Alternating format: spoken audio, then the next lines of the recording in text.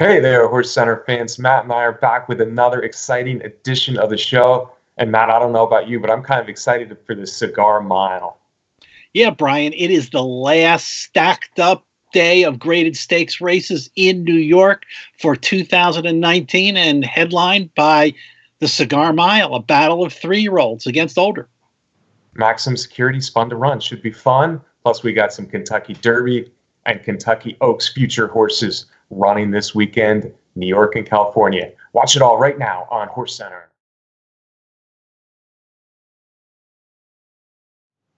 Welcome to another edition of HorseCenter, everyone. I am Brian Zipsy, and as always, I have the terrific pleasure of being joined by my co-host to the East Coast. That's Matt Schiffman. How are you today, Matt? I am very good, Brian. We got a Super Saturday, the last Super Saturday of graded stakes races in New York for 2019. Hey, December 7 is Saturday's date. So if you're telling me Saturday is super in New York, I'll take it this late in the year, Matt. And I agree with you. It is a pretty darn good card at Aqueduct. But we're also going to talk a little bit of Los Alamitos as well on the show today. But we got to start with the Cigar Mile, a one-turn mile at the Big A, Matt. And frankly, it has attracted two of the most interesting, two of the best 3-year-olds in the nation, Maximum Security and Spun to Run. Yeah, absolutely, Brian. There are 4 3-year-olds, including 2 lightly raced, talented 3-year-olds from Chad Brown, going up against the older horses. Yeah, the older horses might be up against it in this race, man. Now, part of the thing we need to talk about, we're going to start with the 2 favorites in here, and obviously that's going to be Maximum Security and Spun to Run. But one of the things we need to talk about is speed again. Maximum Security, Spun to Run. They both like to be on or right on the lead, Matt. Maximum Security's coming out of a win in the Sprinty Bold Ruler.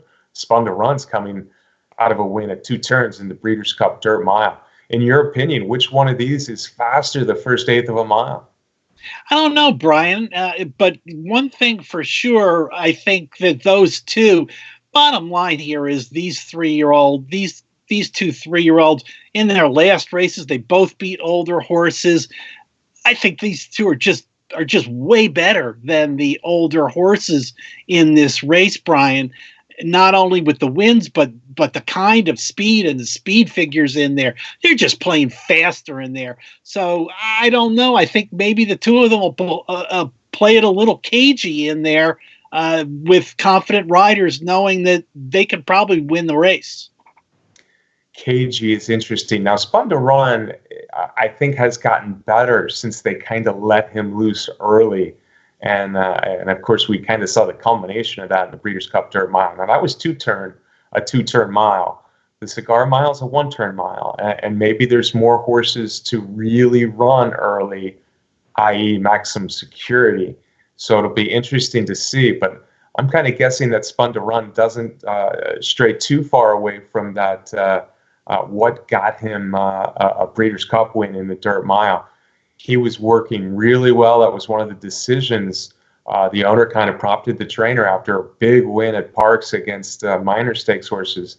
The trainer said, the owner said, hey, let's really think about the Dirt Mile. Talked the trainer, Carlos Guerrero, into it. He was working really well. You know how well that turned out. He's working just as well before the Cigar Mile. Yeah, Brian, that is absolutely for sure, and I think you're right. You know, they'll stick to what has been working, and that's going out there and setting the pace. And and I think Maximum Security's people are going to stick to what works for them too. He's going to be right there, not far off of that pace. Little bit, maybe a little more versatility for Maximum Security, a little bit more depth in the kind of horses that he's been running against. So I think they would be pretty confident to sit right behind Spun to Run if they're heading to the lead. Yeah, and the draw is, of course, later this afternoon as we're filming this Wednesday, Matt. So we're waiting to find out the draw. It'll be interesting to see who's outside who, because that could give the one horse an advantage of more of a stalking just to the outside trip. But I tell you what, with how good these 2 3-year-olds are, especially how good Spun to Run's gotten lately, kind of getting up into the echelon that Maximum Security's been at all year, I think they have to keep each other company to some extent. I don't think one wants to let the other go loose too much at all, if any. So should be fun. Maximum Security, Matt, we need to talk more about him because it's been a really interesting year. He started out maiden claiming. Of course, he just dominated his way through maiden claimers and then races restricted to horses that had been in claiming races. He looked so good doing it, but we were still a little surprised when he jumped right up to the Florida Derby, beat really good horses, including Code of Honor in that Florida Derby. Maximum Security was maybe a troublesome winner of the Kentucky Derby for other horses as he was taken down, but he was so brave in that Kentucky Derby winner. And I'll tell you what, I was really impressed. I was really impressed with his last race, the Bold Ruler. It wasn't a super field, but for him to come back off the layoff and beat Older sprinting shows me that he's really in good form again. Yeah, Brian, that's what I find really interesting about the year for Maximum Security. With all the trials and tribulations and the headlines and the court case about the Derby decision, it's maybe kind of easy to lose track of the really sensational year that Maximum Security has had. Only one loss on the track, meaning only one time did the horse not finish in first across the wire.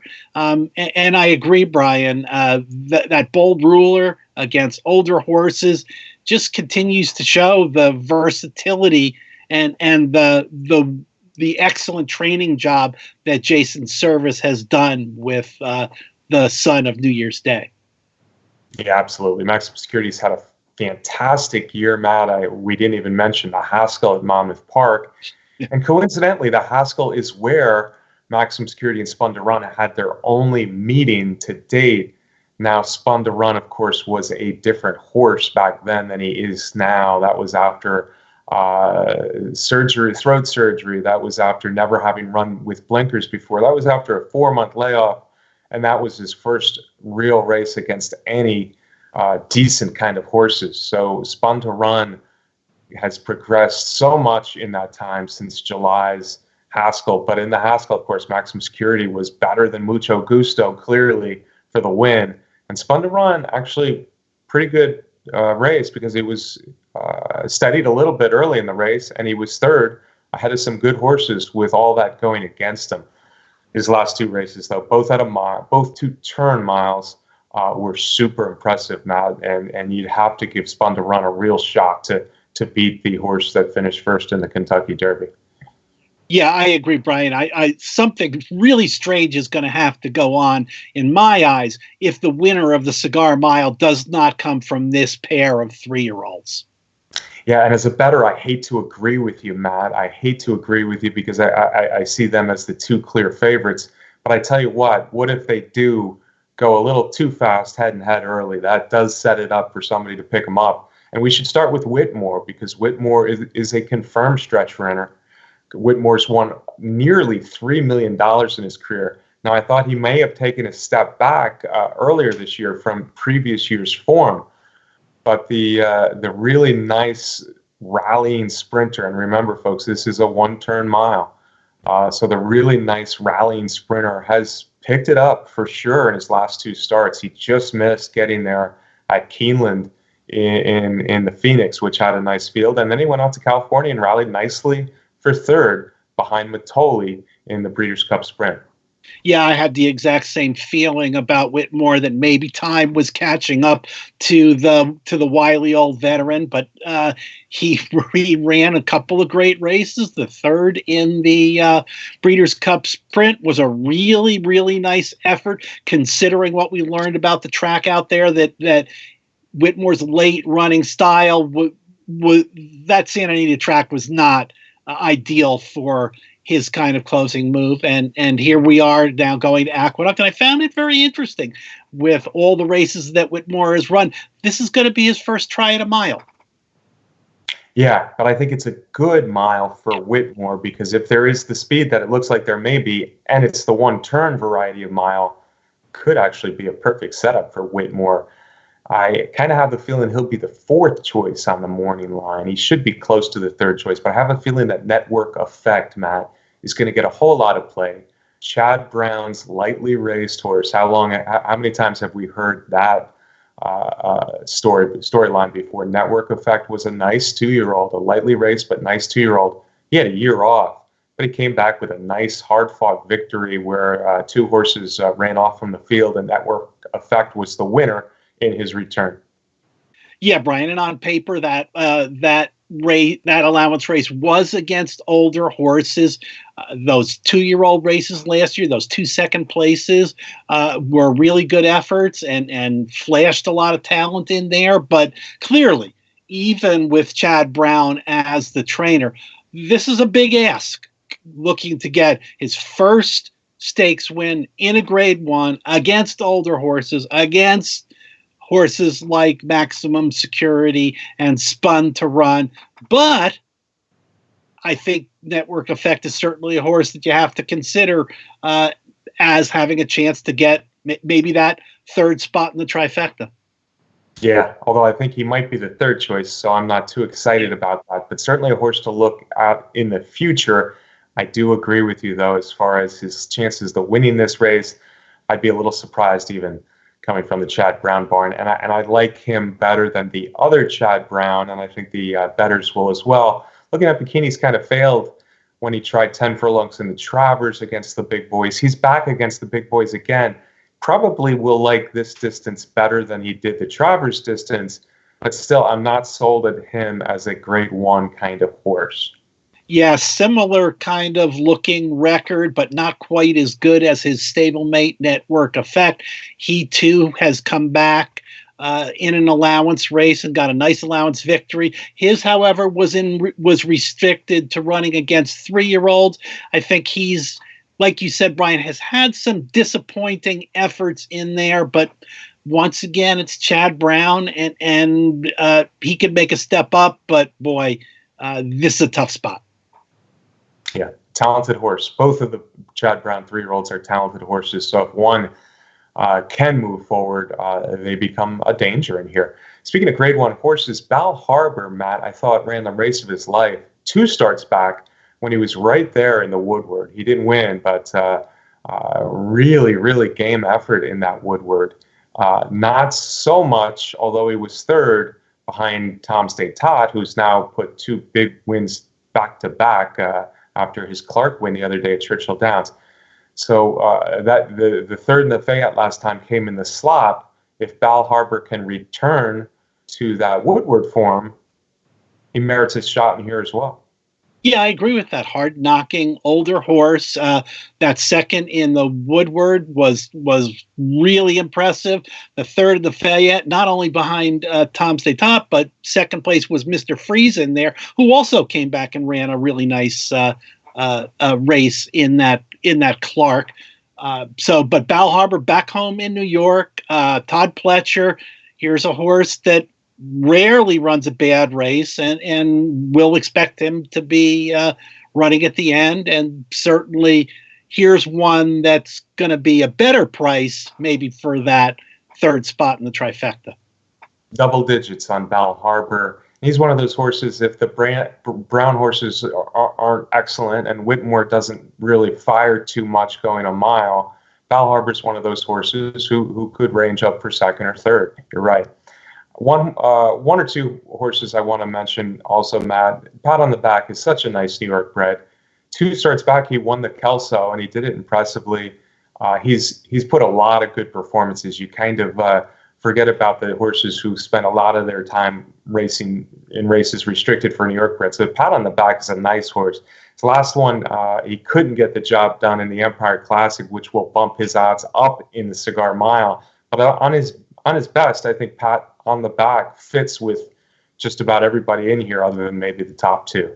Yeah, I agree with that, Brian. And those older New York bred dirt horses, they're a hard knocking, tough running bunch in there. And pat on the back, has really dominated in that group, and then to come back and win a big race like the Kelso Grade 2, what a nice horse. Absolutely, a nice New York bred for sure. Be actually nice to see him do some work here in the Cigar Mile. One or two others I want to throw out there, Matt. True Timber ran well in this race last year, but maybe a little bit more interesting is Tale of Silence, who's kind of a horse.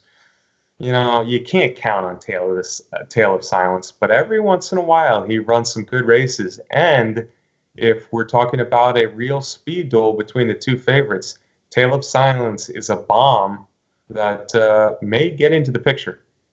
Absolutely. He was one of the horses that I have on my list as possible on the bottom trifecta horses. And this one's going to be a big price. Hey, he was second last time behind Maximum Security in that Bold Ruler.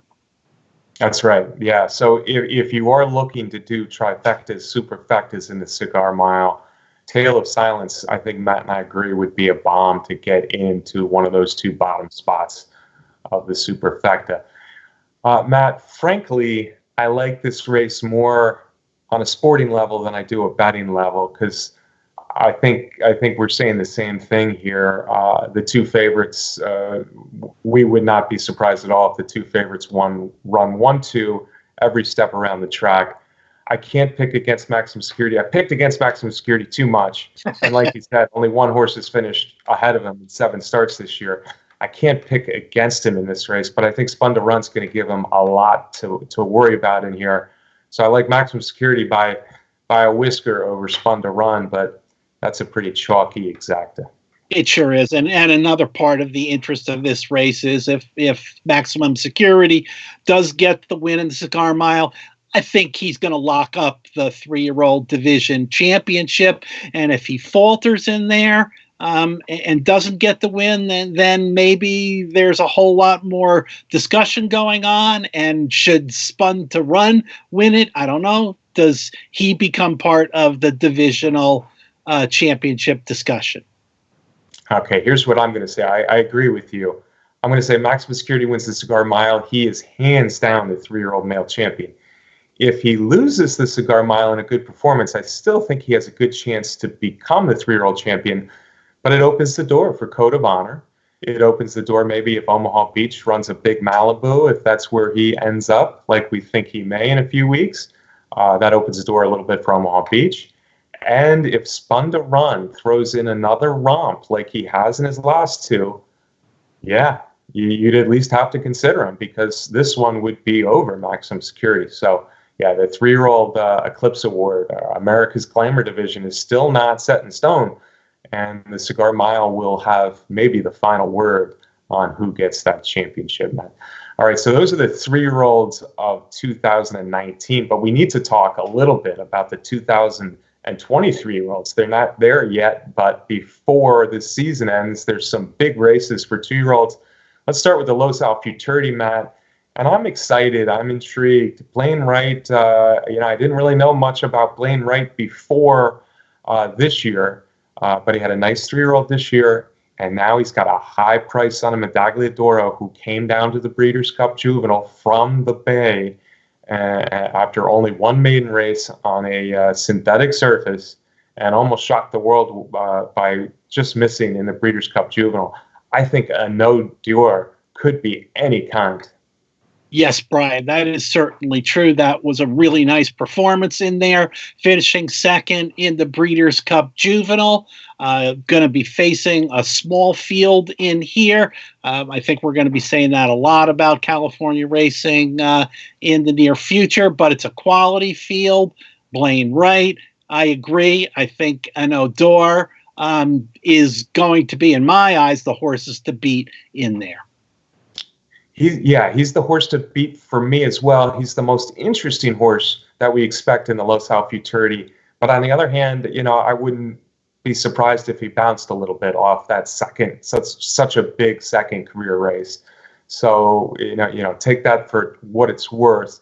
We'll see. We'll see if he can validate that big performance in the Breeders' Cup. not far behind a no Dior in the Breeders' Cup Juvenile was Wrecking Crew. And you look at Wrecking Crew's record, and there's really little to sneeze at. Wrecking Crew has run a good race every time. He was third in the Breeders' Cup Juvenile, another long shot who ran well in that Breeders' Cup Juvenile. And I certainly think we can't throw out Wrecking Crew in here. Bob Baffert, of course. Bob Baffert's going to have some 2-year-olds, and he's got 2 interesting ones in here as well. 1,000 Words was a very impressive maiden winner recently. And then High Velocity won a recent sprint stake, the Bob Hope. So both of those Bafferts will get a lot of money against the Breeders' Cup Juvenile horses. And then I want to see if Honor AP enters, Matt, because I've been talking about Honor AP since before he won his first race. John Sheriffs has a horse with a lot of breeding and a big closing kick. He's had 2 races at Maiden Company. I think he could be a Kentucky Derby horse himself. Yes, Brian, certainly that's true. Right now, Honor AP is on the possible list, and with always careful trainer John Sheriffs, who knows what will happen. But yeah, if he's in that race, certainly one to watch. And even though it's a small field, you got Baffert's in there, you got Adaldor in there. It'll be interesting to see what kind of price Honor AP will be if he comes into that field. Yeah, I'm not the only one buzzing about Honor AP. So if he's in that field, I think he will get bet. But the 5 we were mentioning here for the Los Al Futurity all should get bet. Wrecking Crew might be the 5th choice, coming off the 3rd in the Breeders' Cup. So interesting little race there, the Los Al Futurity. That's a mile 16th at Los Alamitos on Saturday. Also on Saturday, getting back to New York, Matt, is the Remsen. Traditionally the longest big race for 2-year-olds of the year, 9 furlongs at Aqueduct. I'm interested in a few in here. It looks like a pretty big field we're expecting to be drawn today. Forza Diora, son of Speightstown, for trainer Bill Mott. I liked the way he broke his maiden in his second start. He looks like a horse who could develop as so many Bill Motts do. Yeah, and a win in the second start should not be looked at as a negative thing, especially for a Bill Mott runner on the dirt. Mott's dirt runners rarely win at first asking, but that son of Speightstown looked really good in that victory. Absolutely. As did, I think, the Shug McGahee runner, son of Uncle Mo. His name is Amends, Matt. Amends also was making his second start, and his win at Belmont was pretty sharp. Wasn't a super time, but it looked visually impressive. It also, he was geared down in the stretch. I mean, he could have won by much more than the 4 or 5 lengths that he did. We should mention, though, that race was originally scheduled for the turf, so it was an off-the-turf race. But Amends looked good, and maybe in his second start, he's showing Shug and everybody what kind of dirt horse he is. He's one of the ones I'm looking out for in the Remsen as well. Yeah, I agree with that, Brian. There, and also in the field, it looks like there are a whole bunch of horses that have run in a stakes race and run okay in there, like races like the Breeders' Futurity and the Champagne and the Nashua, some down at Laurel and Churchill Downs. So experience can be important with these kind of lightly raced horses in there. I'm going to throw in the name of a horse, Chase Tracker, for Todd Pletcher. Ran 3rd in the Nashua recently. That was behind Independence Hall, who blitzed that field. So people looking at the running line for Chase Tracker in there are going to see a 3rd place beaten by a whole bunch of lengths, but that can be a little bit deceptive in there, keeping in mind that most of those lengths were behind Independence Hall, and there's no Independence Hall in this race. Yeah, Independence Hall is skipping the Remsen. But I was just going to say, Matt, I didn't even see Chase Tracker on my TV screen when they were running the last quarter mile of the Remsen. One horse I would also like to mention, you mentioned horses coming out of stakes races. Kieran McLaughlin has a son at Curlin, pretty physically impressive horse named Aja Weed. And Aja Weed looked good a couple starts back, breaking his maiden in New York. He was fourth in the Breeders' Futurity, but he was certainly not really in the picture with the winner Maxfield, who could be the best 2-year-old in the country. But Karen McLaughlin said he didn't, just wasn't quite himself the trip out here to Kentucky. Back in New York, he's expecting better things. Always got to watch those Sons of Curlin. So that's Aja Wee. Remsen should be a much more wide open race than the Cigar Mile, for instance, on the same card. Also on that card, Matt, is the Demoiselle, and I think there are two of the most interesting 2-year-old fillies in the country headlining what looks to be a pretty big field as well in the Demoiselle. I know you're excited about the daughter of Tappet, Maydeen. Yeah, Maydeen for trainer Mark Hennig won the Tempted, so we got a maiden win and a stakes win already. Won the Tempted by 5.5 lengths. Daughter of Tappet, great bloodlines in there, and as we know, with most Tappets, they get better with experience and as time goes on. That was a really impressive performance in there. And speaking of daughters of Tappet, I'm going to throw in another one in there, Lake Avenue, who was one of those rare first-time out winners at Aqueduct in a maiden special weight by Bill Mott, and she won by 12 lengths at odds on. So the word was out about this Lake Avenue. Who knows? Yeah, Maydeen looks like the favorite off her Tempted win, but you're right. Lake Avenue could be any kind for Bill Mott. Reminds me a little bit of a late a few years ago, although a late, I think, actually came out on the Demoiselle card. That was her maiden romp, her debut romp a few years ago. One other horse I want to mention, I like the sire Blame, liked him as a racehorse. Alondra in here, I really liked her maiden, her debut performance at Saratoga. That was a maiden win at Saratoga. And Shug brought her to Kentucky to try the Grade 1 Alcibiades. I always have trouble with the Alcibiades.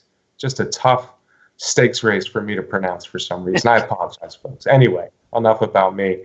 So Alondra from Shug McGahee's barn, the daughter of Blame, she was third in a pretty big field there in that race at Keeneland, that Grade 1 race at Keeneland. That was won by the filly that's going to be the 2-year-old champion, 2-year-old filly champion. She wasn't close to British Idiom that day, but she had some real trouble early on in that big field. So I think her third in that race was better than it looked, and I think obviously she kept good company there at Keeneland, like the maiden win. So Alondra is one. If she's third choice at 6-1, Matt, she may be a horse worth putting a few dollars on. Yeah, and as we know, Shug's horses, the young horses, get better with experience. Yeah, so that'll be her third start. All right, Matt, we're bouncing back and forth between California, Los Alamitos, and Aqueduct. What a pair of racetracks. We're going to go back out to Los Al one more time. And we're still waiting to hear more about the Starlet field, but I think we are expecting two of the horses that British Idiom beat. In fact, the two horses who ran second and third behind British Idiom in the Breeders' Cup Juvenile Fillies, which would make it a very interesting race. And as excited as I am about the prospect of a No D'Or becoming a top racehorse, you got to be excited about what Donna Veloci might become after her performance in the Juvenile Fillies. That's right, Brian. And very interestingly, both Donna Veloci and Bass are daughters of Uncle Mo in there. So Baffert, Bass, third in the Breeders' Cup Juvenile Fillies. Donna Veloci, Simon Callahan, second in that race. For me, I would probably nod to Donna a little bit over Bass.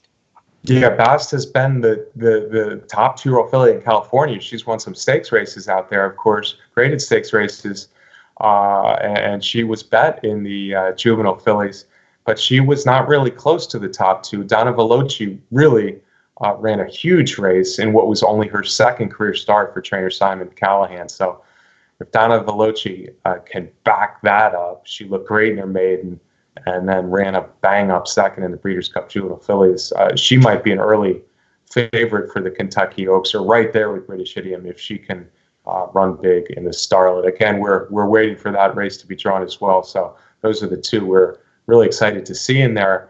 Matt, lots of interesting things happened this last weekend. Tom Statata, as I mentioned, became a Grade 1 winner in the Clark, but as you know me well, Matt, I was up off the sofa cheering on my filly Got Stormy to win the Grade 1 Matriarch Sunday at Del Mar.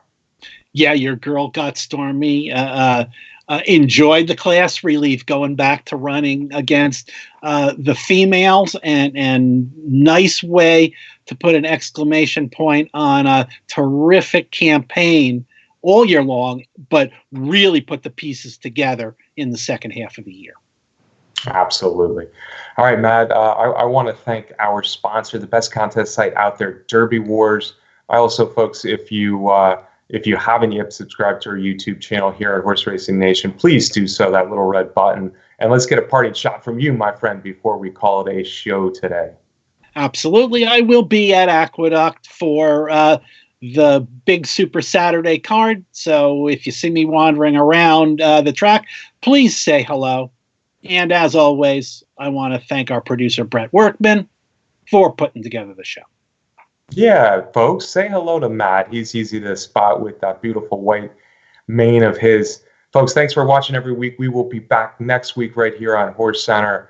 Thank you. And as we trail off, Matt, let's watch Got Stormy get that second Grade 1 victory of the year in the Matriarch. And Matt, it wasn't too much of a class relief because there were some really good turf mares behind her. See you next week, folks. Feel for the Matriarchs sent on their way. They all appeared to come out well. Then after the start, Daddy is a Legend took back. Storm the Hill along the inside is quick into stride. They're all sprinting up to join here, though. Painting Corners is in there as well. Up alongside of those two is Giza Goddess, the grey right in there. Mucho Unusual in a little tight here. Absolutely sprinting on the lead. Juliet Foxtrot hooked a little wide, but right there in the fourth spot. Laker Ball has lost a bit of ground. Now here's Got Stormy in the pink colours, racing up to 6, gives them 6-length start.